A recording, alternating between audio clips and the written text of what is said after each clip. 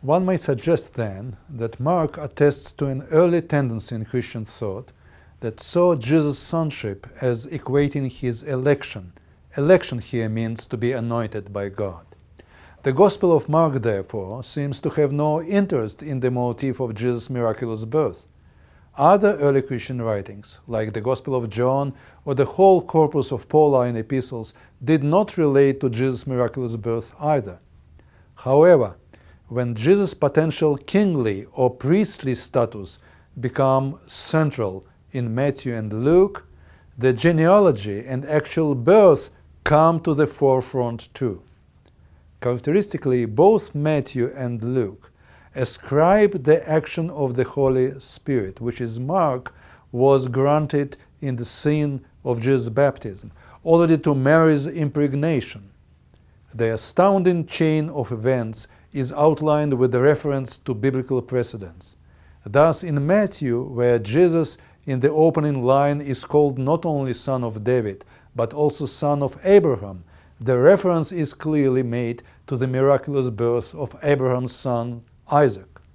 If you read the account in Genesis, you will see that Torah explicitly describes Sarah's pregnancy as impossible physiologically, and made possible only thanks to God's miraculous intervention, with the role of Abraham remaining uncertain.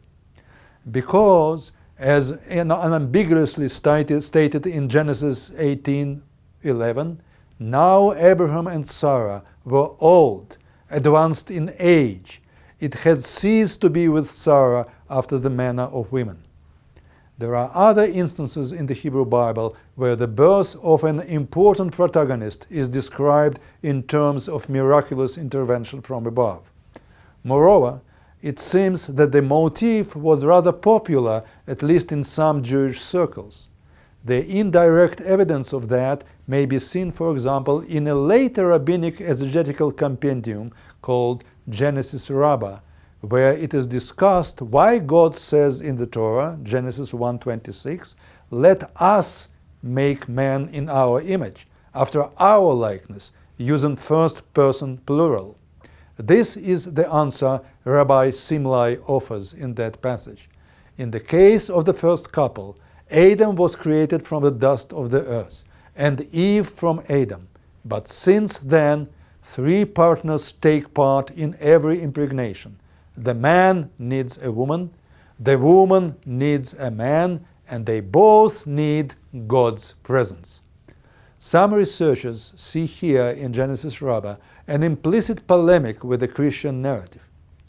If so, this polemic does not deny the high value of the tradition speaking of God's intervention in pregnancy, but claims polemically that with us, Jews, this pertains to each newborn, not only as with you to the Messiah.